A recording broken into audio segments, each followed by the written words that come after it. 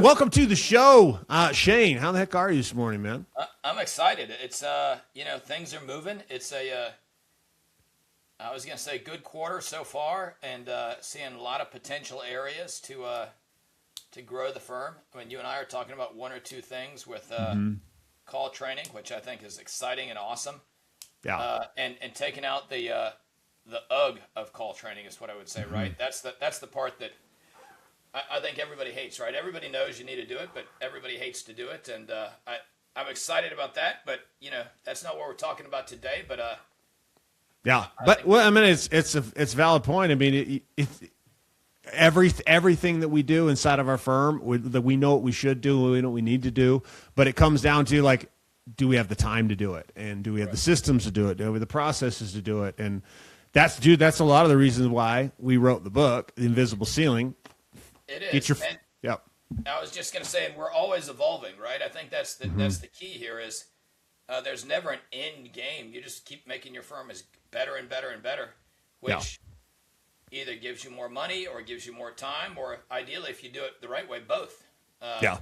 Well, what's crazy is I was on the call with another client yesterday night, and he was very happy. Tons of new files coming in. He's like, dude, I'm making more money than I've ever made. Like he's pumped about it.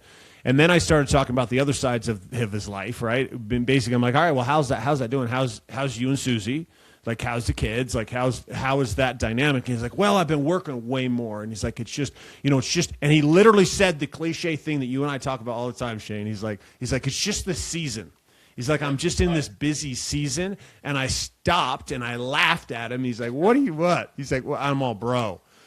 I don't think you realize how cliche you just were just now, and let me explain. And so I dove in and we talked, and it basically came to the conclusion: if you keep doing what you're doing, which you're going to, you're a grower and a builder. You want to build the firm. That's what you want to do. It's tough to put the brakes when you're making more money than you've ever made, especially when you roll into that area where you are the big fish in your little pond, right? When you're making more money than anybody else you know, or certainly any of your family and friends are making, it's really hard to say, I'm going to stop growing. But it's also, you can get comfortable super quick, right? Yes. And not continue to grow just because you don't know anybody else who's made more money. I mean, Oh, yeah. Well, and he's in the camp of, I want to grow and I'm going to keep growing. And I just asked him a simple question. I'm like, okay, you've done a great job of building right now. And you're continuing to do a great job. I would never tell you to stop that. But paint a picture for me 12 months from now. If this is how busy you are at this level, what happens when we just add another 100 files in the month? 12 months from now. What happens then? And he just pauses. He's sitting there. And I just sat there listening to nothing as he's processing this. And he's like, he's like, oh shit. He's like, bro, and it was this defeated almost experience. But then he realized, I'm like, dude, so it's fine. There's a strategy for that.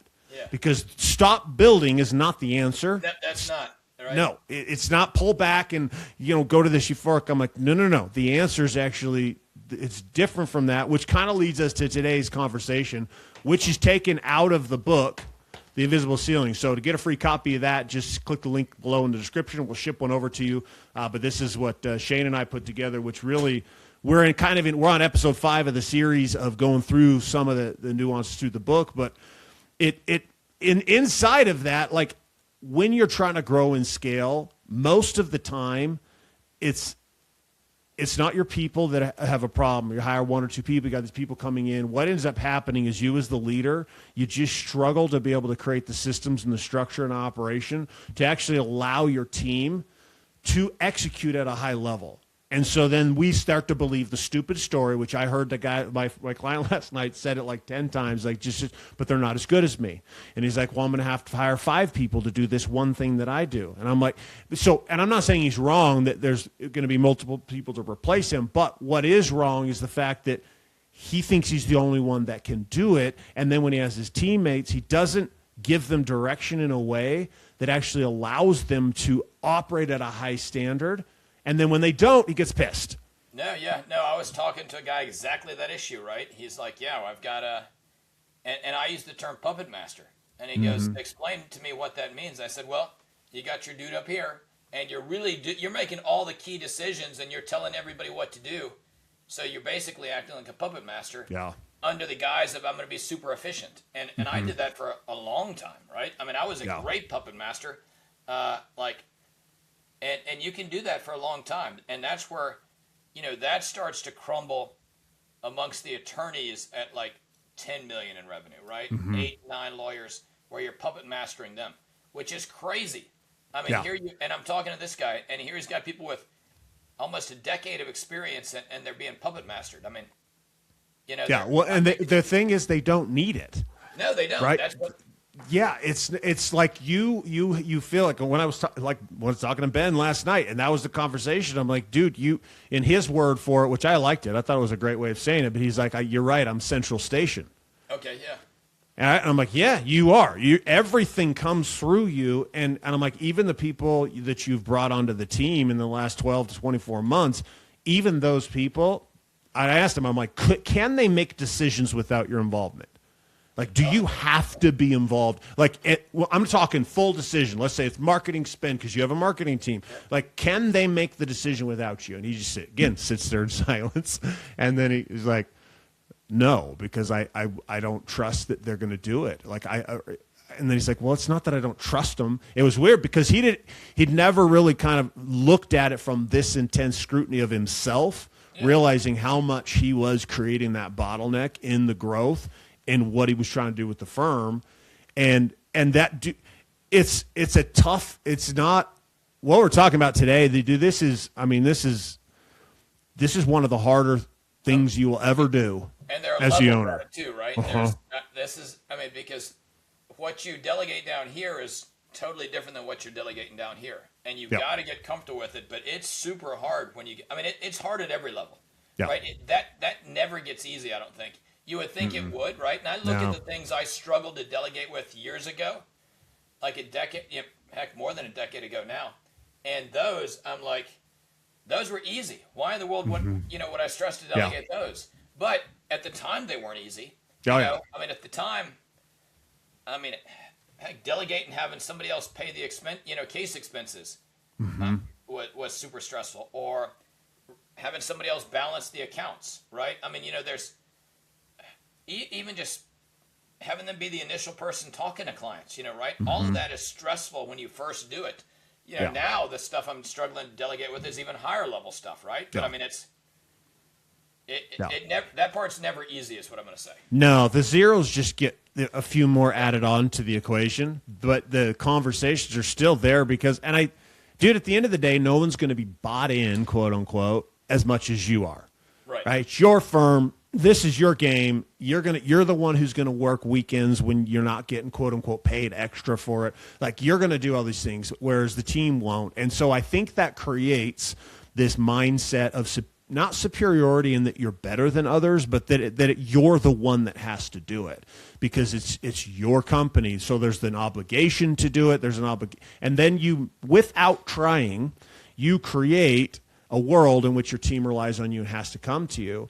And then the problem is because even if it's not spoken, but you've built that into their accountability actually becomes a lie because they're not actually accountable anymore. You are. Right? This is like if somebody comes to you and they're like, hey, here's the problem. Here's the thing. What do I do? Right? And then, Shane, if you give me the solution and you just tell me, go do this. And let's say I do and I follow exactly what you said and I go and do it and it doesn't work. Didn't give me the result. Well, guess what? Who's accountable for that? Yeah, me. I gave you a You plan. are.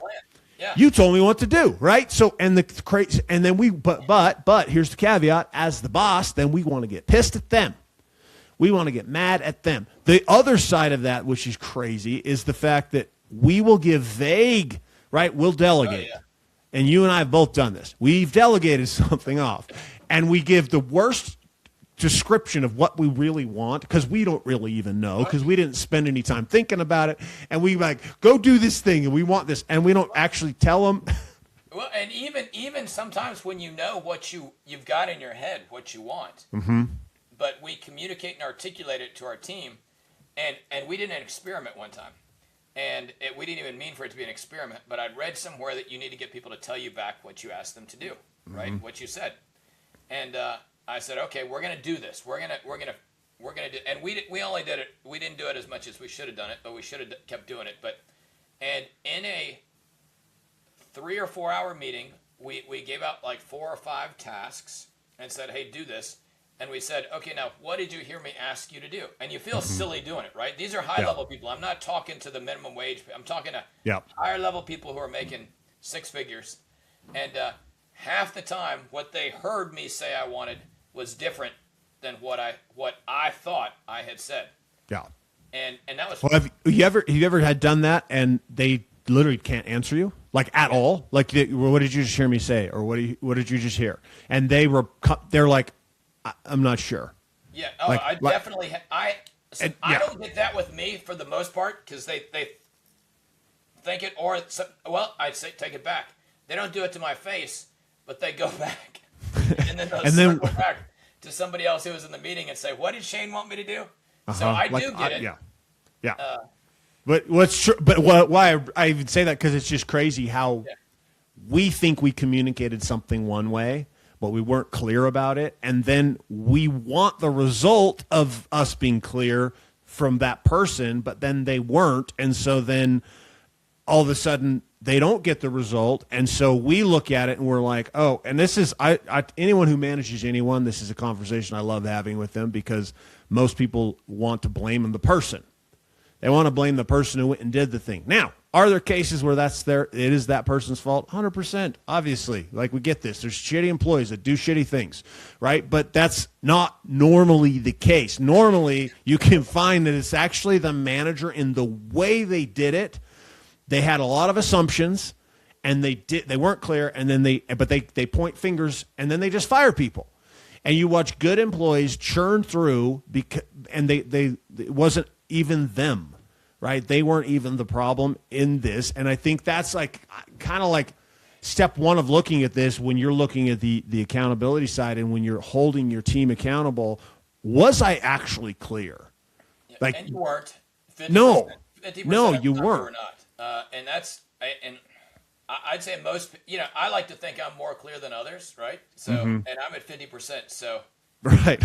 Do whatever math you want there. It's what I'm going to say.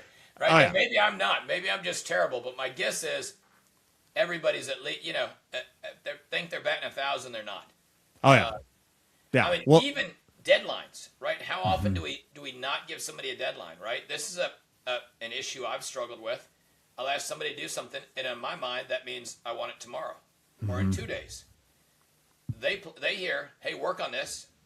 We got a meeting in like a week. They're like, cool, I'll just update you in a week. Or I'll get it done in a week. But I wanted it on Wednesday. And then I'm mad on Thursday and Friday. I'm pissed because why? I don't have the project that I didn't tell them needed to be done by Wednesday. Yeah. And they're working on Monday, and they don't know why I'm mad. And I'm like, that's totally me. Which is crazy because then you'll end up resenting employees. You'll think they're poor performing because obviously, dude, if you want something Wednesday, you don't tell them that though, and they're thinking I can just give it to a Monday morning meeting. In your mind, because this has happened to me exactly like this, I sit there and think they're lazy. I'm like, and by Friday, I'm like that. I'm firing them. Like, this is bullshit. Like, how do I not have this? I'm not even going to pay you. Like, I'm not sure what's happening here. And then Monday, they come rolling in totally happy. Yeah. They don't know anything's going on because why? Well, they thought that's when it was due, right?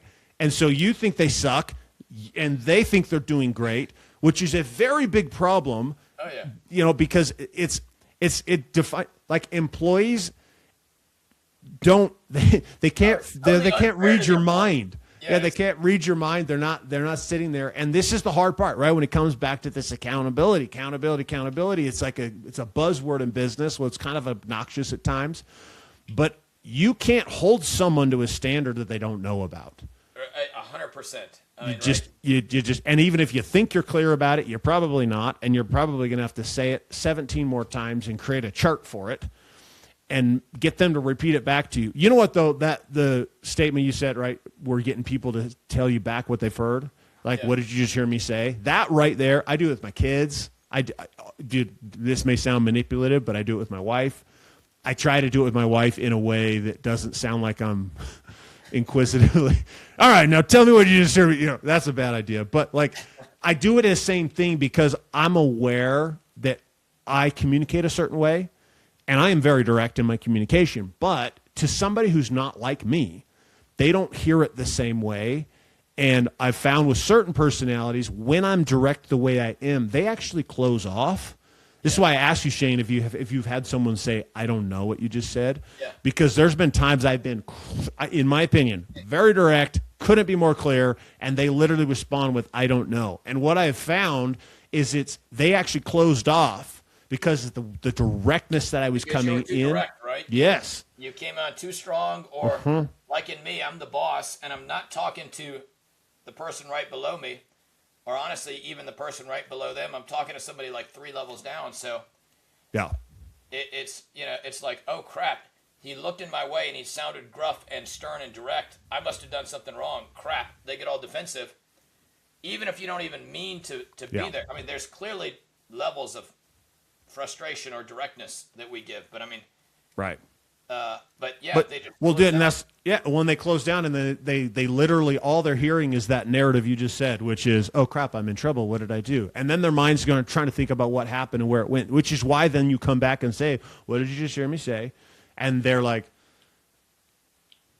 could you repeat it? I don't think I quite got it. Right. And you're like, holy shit. Okay. Okay. So what you're going to do? It's even worse because when they don't come back to me, they come back to somebody else who was during the meeting. It's almost like now we've got what someone else heard, their interpretation of what I wanted, relaying it to somebody else as well. So we're now playing the telephone. Yeah, we're playing the telephone game, right? It's translating that stuff over, and this is why being vague destroys standards and expectations. Right, if you want to execute at a high level, being vague about, and it's funny. This is a great takeaway for me, Shane, it's just you and I right now, because I'm like, I'm not direct enough with deadlines, which is what you talked. I'm just not. I'm realizing that right now. I'm like, holy shit, I don't. Hard to do. It's tough, and I don't know why. Right? And I think sometimes is because we don't actually know the deadline in our head. Yeah. Right. We just and my problem is, if I tell you, hey, I want this, I actually want it like 30 minutes ago. I wanted it before I even told you I wanted it. Yep. So therefore, I want it in a short period of time. And never mind the fact that you've got all this other work to do, right? Like my CO used to get mad at me. We'd have a meeting at 11:30. I'd say, hey, I need this. He'd be like, okay, cool. I'll get it for you. We would go to lunch at noon, sometimes together. And then at 1:30, I would send him a text like, hey, you got that stuff? And he's like, dude, literally, we've been back in the office 20 minutes, right? Like, when would I have done this, bro? He's like, I went to lunch with you, right? I mean, well, there's a guy I'm working on a project with right now, and I found, what's so funny. I'm like doing my own therapy on this show today, because I've found myself getting pissed at him, and it's because I expect, and this is like, I'm killing it, and I expect him to do some shit that I set no clear expectations on when it needed to be done, how it needed to be done, but I based it off of how I know I work. So when him and I have a conversation and I'm like, okay, we're going to do this, great, let's go. We get off the call. I go do some shit. 2 days goes by, I don't get anything from him, and so I actually go and do what he was supposed to do. I literally did this. This would have been last week. I literally did it. And I'm talking to my wife. I'm like, I don't think it's going to work with him. He fucking sucks. Like, I don't know what this dude's problem is. Like, I thought he was somebody else, and now he's this. It comes to find out, he had been doing it, but he had other things going on. Like, and I'd never set any standard. It was just, I wanted it done, like you said 30 minutes ago. And when it didn't happen, my way of handling that was actually not even calling him on it. I just did it myself, because I'm like, well, let's just go. Like we're talking about with the employee, though. He shows up on you guys' next call. He goes, hey, I got all this stuff. I'd send it to you like 30 minutes before the meeting.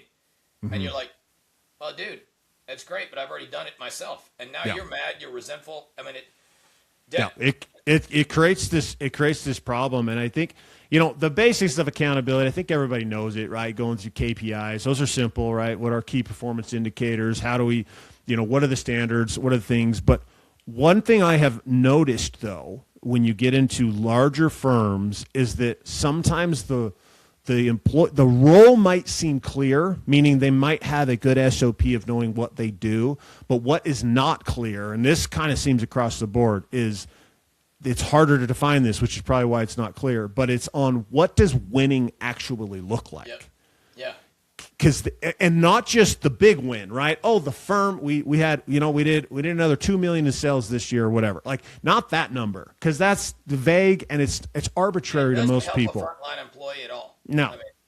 It means nothing to them. Their paycheck is still their paycheck. It doesn't. So then it feels like an annoying task. Maybe it's just me that feels like this is annoying, but meaning having to define what does it mean for this particular person in this role to win. Like, my personality is more just like, dude, like, this is. Figure it out. But, yeah, but at the same time, I get it. I'm like, okay, because you want people to be able to, not just from that big target of the year, but not even from a quarterly or a monthly. You want to know that, dude, do your people feel like, and do they have clear understanding of what winning looks like today? Well, and and it goes all across the board from low-level employees to high-level. Like, we take our attorneys, right, our Winners Week cruise, right? If they hit certain metrics, and it's usually dollar figure collections, they get to go on the cruise, right? We take them and their spouse, or not a cruise, but a trip. Yeah. And, what's amazing is merely going on that trip doesn't make you, it's depending on the level you are in the firm, it doesn't mean you've crushed it, right? Like, right. If you're one of my senior attorneys and you qualify for the cruise, whoop-de-doo, that's expected, right? Yeah. Like, now, if you're a 2 or 3 year attorney, you've won by going on the trip. But if you're one of my senior folks and it's a real issue if you don't go on the trip, right? It's like sort of your baseline, like, if you're not qualifying, what the heck am I, doing? It's a huge. So we've got to define expectations. And I was just sitting here thinking, imagine if all of our meetings, whenever there was a project or a task, we defined when it was due and what winning actually looked like on every single meeting. Anytime you met with anybody, this is what winning looks like. Boom. Dude, how much of an impact would that make? I know it would make a huge impact on my day-to-day, but just in that alone, like, if you get to the end of the last 3 minutes of a meeting, is like, all right, how are we defining the win from this meeting? Meaning, what are we going to go do? How do we know this was successful or an effective? Because, dude, you and your firm meet quite a bit. You got lots of different meetings for different reasons, and they all are valid, right? But I think some of that gets lost. Actually, I know it does. With something where it's like, are we just having meetings to have meetings? No, I'm looking at it right now, and I'm thinking about one team in particular. Right, they need to define what winning looks like, and we've defined it way over here, but it's so far down the path that they don't feel any impact. Yeah, or they don't feel like they have real control. Yeah, and I think now I'm thinking about it, just defining this. Hey, this is what winning looks like in this. Like I said, I think it will actually give everybody some power and feel like they're winning, right? And I was gonna say, when you empower them to win, that's where true ownership happens. It does. Until that, ownership will be very vague and very thin and almost non-existent, unless it's a really personality that goes after it anyways. But as in general, once you can define that, now they can actually own something to an outcome, and this is where people will actually do more, not less. This is where they hit the the standard of the cruise. They want to win. A lot of people want to win. Right? I always want to win. You tell me this. Tell me what I need to do to win, and I'm like, good to go. That's a win. Got it. Yep. What are the rules? Well, yeah, what are the rules of the game? Okay, I understand them. Let's go. Let's win. And let's try to bend as many of those rules as I can. Maybe not that, but just, you get what I'm saying. As we wrap things up today, Trevor, what are 1 or 2 action items you would tell everybody to do? So it starts with you, right? As the owner, like, you're the owner of the firm, and so the accountability has to start with you. I think there needs to be an audit, honestly, to what you were just describing, Shane. Same thing with me, and I'm looking at this. Take an audit of your last week, the last meetings you had or conversations you had, and really look at what kind of expectations were actually set, right? Like, do you feel like, and how you feel is not actually super relevant. Look at the result of what that was. Did Do people in your firm, are they operating from a clear expectation and understanding of what's expected? And then to the big one, what's the win? How are you defining the win for every interaction that you're having with the team or the things that they're actually going after? And just looking at those two things, I think would be powerful. I think from a tactical, one thing you can implement right this second is the question when you're speaking with somebody, what did you just hear me say? What are you hearing? Right? That alone had probably, out of everything we talked about today, probably had the greatest impact on any of my communication, which then led directly to accountability. I was going to say, yeah. I mean, my things are ask that question after you ask anybody to do. What did you hear me ask you to do? Or what do you think I want you to do? And then throw a deadline on there, right? And if you do those two things over the next 30 days, I don't even care if you look backwards, right? I would say if you do those two things over the next 30 days, you're going to be, one, you're going to be like, holy crap, I'm not clear at all. Yeah. But two, you'll get things when you want. And like with setting deadlines, a lot of times I'll ask the person, when can you have this to me by?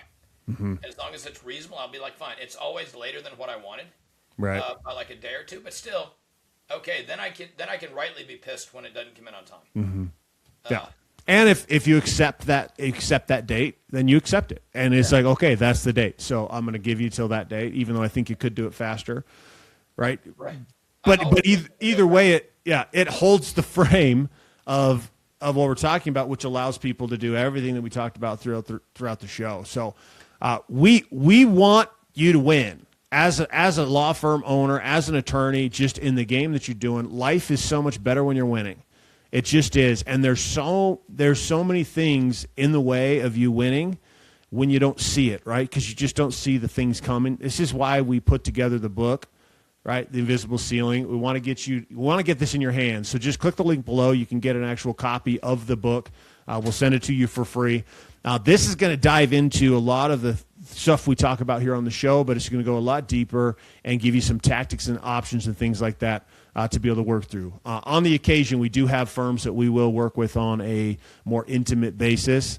To find out if your firm will qualify for that, all you got to do is, again, on that same link, you can click on that link. It'll give you access to a deep dive application where we'll see if it's a fit for us to have a conversation and really jump into where you're at, where your firm's at, and where are you stuck, right? Shane and I, we've been down this road. We've been down this road for a long time, and we see a lot of things, and so if you're, wherever you're at in the path, there's things that you can learn the hard way, and you can, take a decade to figure it out, or you can just find somebody who's actually already done it, and this book's going to give you, it's going to give you a lot of the roadmap and the keys to that. So if you got value from today's episode, do us a favor, share this show up with somebody else who also get value.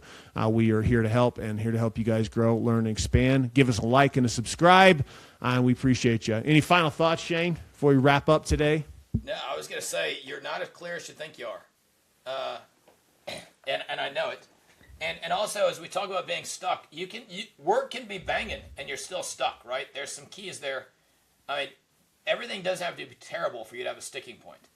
I mean, like when I had plenty of money and plenty of business, my sticking point was I was working all the time, right? And so it wasn't a money issue, it was a time issue.